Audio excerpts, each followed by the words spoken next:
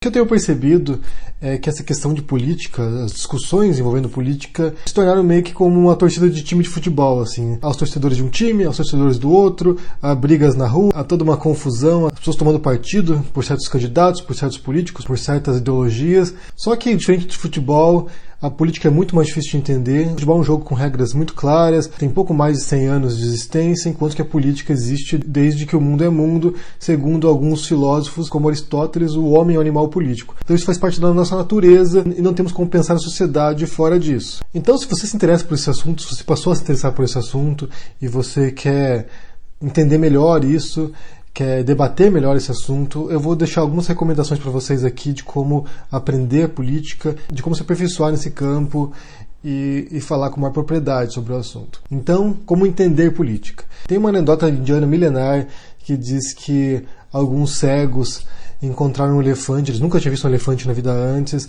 então eles resolveram tatear o elefante para tentar definir que tipo de animal que era aquilo. Então um deles foi lá, começou a tatear a tromba do elefante e disse para os outros: olha, isso aqui é como se fosse uma cobra. O outro começou a tatear a perna do elefante e falou: olha, parece uma árvore. Outro começou a tatear a barriga do elefante e falou: olha, parece uma parede. Outro começou a puxar o rabo do elefante, olha, parece uma corda. E outro começou a apertar o chifre do elefante e disse: parece uma lança. E no final dos contos isso demonstra como o nosso conhecimento do mundo, no geral, nós somos como esses cegos que a gente tateia uma parte do assunto, uma parte da realidade e pensa que aquilo ali é resposta para tudo. Quando, na verdade, você tem que tentar ampliar seus horizontes, tentar compreender o elefante inteiro, não apenas uma parte dele. Então, para você poder entender política, existem várias áreas que envolvem a política, tem vários campos de conhecimento que trabalham com esse tema.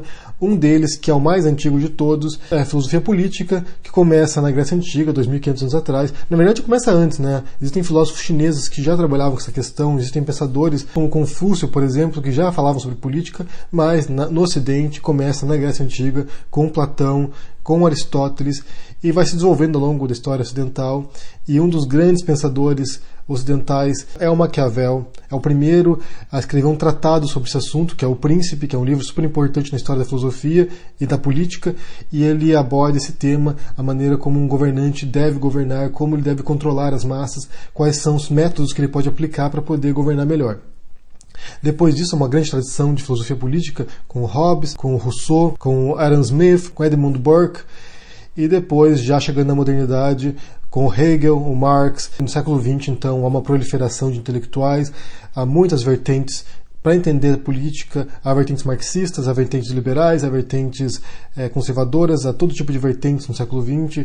Um dos grandes intelectuais conservadores do século XX é o Karl Popper, mas há uma grande proliferação de tendências e de interpretações sobre a política. A filosofia tenta buscar normas gerais, tenta buscar uma compreensão abstrata do que é a política e também estabelecer normas éticas para um bom governo, para uma boa administração, para uma sociedade melhor. E também nesse período é quando sub-áreas da filosofia começam a se especializar, começa a se desmembrar algumas áreas específicas, como a sociologia, por exemplo, que dá para dizer que é uma filha da filosofia. O que você pode perceber também é que alguns intelectuais, eles transpõem as áreas, transpõem os limites dos conhecimentos. Então, alguns intelectuais são filósofos, mas também são cientistas políticos, também são sociólogos. Então, alguns pensadores conseguem transitar entre essas diferentes áreas de conhecimento. Então, na sociologia política, você também tem filósofos como Auguste Comte, como Michel Foucault. Uma das grandes referências da sociologia é o Emile Durkheim e o Max Weber. O Max Weber é considerado o pai da ciência política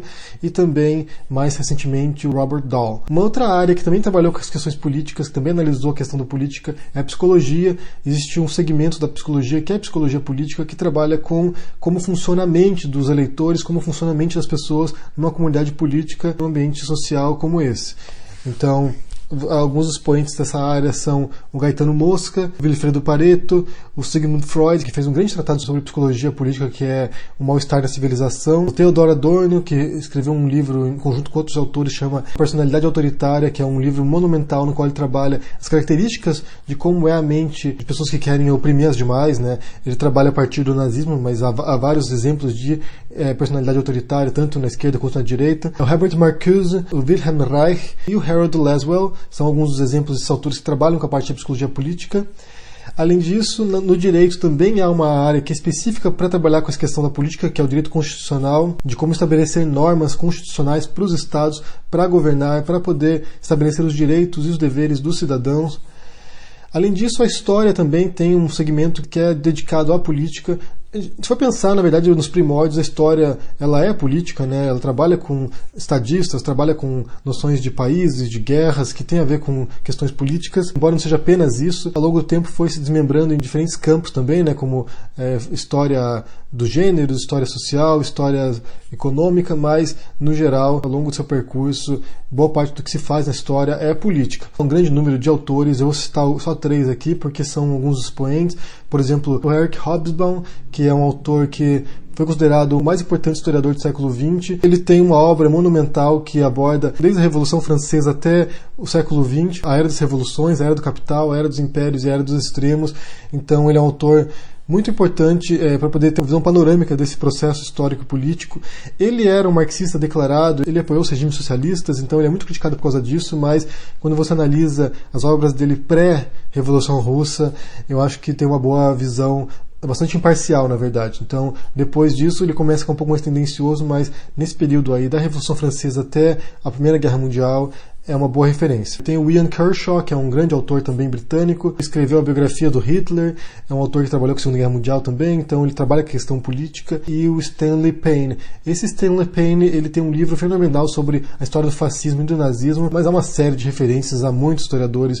Cada país tem seu próprio cânone de historiadores também, historiadores brasileiros que trabalham com a questão da história brasileira, da política brasileira, autores americanos, então cada país vai ter o seu conjunto de historiadores, é um assunto inesgotável. Além disso, existe a parte da economia política, então dentro da economia, dentro dessa compreensão do homem econômico, também há a vertente que trabalha com a economia na política. Há uma grande tradição de economistas políticos, como o próprio Adam Smith, que eu já citei na parte da filosofia, o David Ricardo, o Malthus, o Marx, que embora fosse filósofo, também trabalhava com a questão da economia política, o John Stuart Mill, e mais recentemente também tem o Friedrich Hayek, tem o Mises, que é idolatrado pela direita conservadora brasileira, tem o Thomas Piketty, tem o Friedman, que é um autor libertário, tem o Keynes, que foi muito popular ao longo do século XX também, influenciou a economia em países sociais-democratas. E depois tem a ciência política de fato, né? Se propõe como ciência, se propõe a trabalhar empiricamente com os fatos, com os dados, com a realidade, para analisar a política e para poder prever eventos. A ciência política é uma área que tem estudado bastante agora,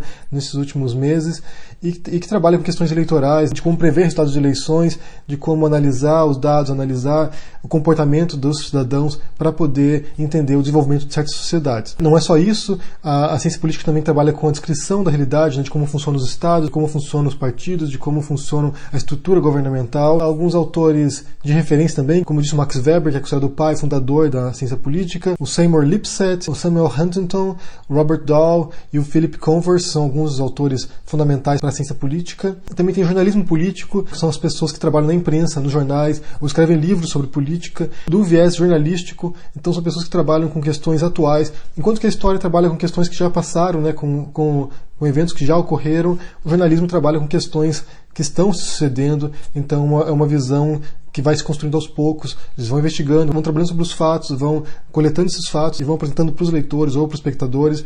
Então é algo que vai se corrigindo ao longo do tempo, porque eles não têm a visão total do evento, eles vão descobrindo os eventos. Nos Estados Unidos, 2 dos grandes jornais são o Washington Post e o New York Times. Na Inglaterra tem a BBC, tem o The Guardian, tem alguns jornais que têm maior credibilidade, então podem ser boas fontes de referência para você consultar os eventos. Muitos desses jornalistas acabam escrevendo livros depois, coletando as suas investigações. Um desses jornalistas é o Bob Woodward, que é jornalista do Washington Post, e ele escreveu vários livros sobre política, entrevistando grandes estadistas, entrevistando presidentes ou senadores ou congressistas. Então é alguém que faz um trabalho muito criterioso para investigar e apresentar esses dados para as pessoas. Outro jornalista político também bastante importante hoje, que ganhou o Pulitzer, é o Glenn Greenwald. Ele foi um dos responsáveis por descobrir o caso do Snowden, que envolvia a espionagem da NSA ao redor do mundo.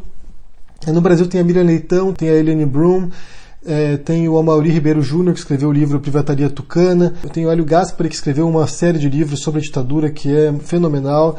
A grande vantagem do jornalismo em relação a outros campos de conhecimento é que eles têm um compromisso de comunicar a notícia de maneira muito compreensível para os leitores, enquanto que em outras áreas não há essa preocupação. Alguns autores de filosofia ou de sociologia são bastante herméticos e difíceis de serem acessados.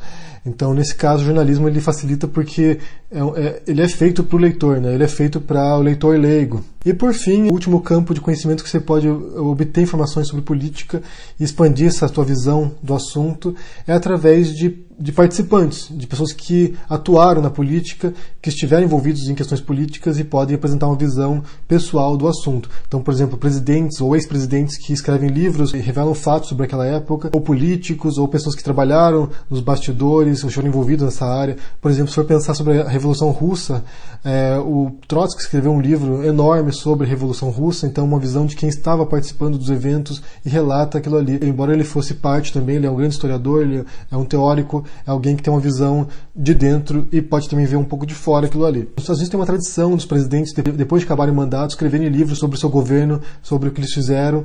É claro que essa é uma visão tendenciosa, né? Eles não vão revelar segredos de Estado, eles não vão falar nada que seja controverso em relação ao governo deles, eles vão fazer uma visão mais tendenciosa a favor deles. Então, por isso que é importante você se munir de outros elementos para poder compreender de maneira mais abrangente aquilo ali, não apenas uma visão parcial de alguém.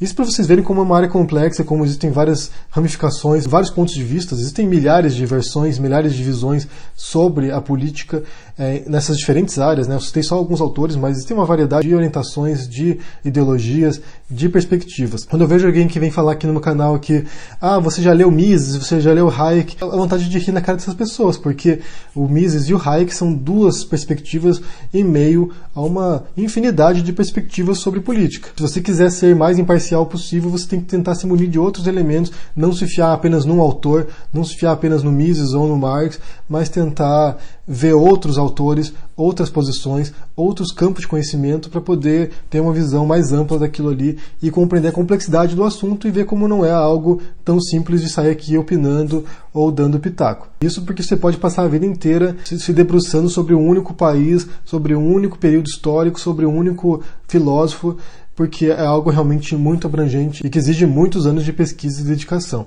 Então, eu quero saber de vocês, se vocês conhecem algum autor aí que eu não mencionei e que seja interessante para conhecer, para poder estudar. Deixa no comentário aqui embaixo. Deixa o joinha se gostou desse vídeo, assina o canal e a gente se vê por aí. Abraço e até mais. Tchau!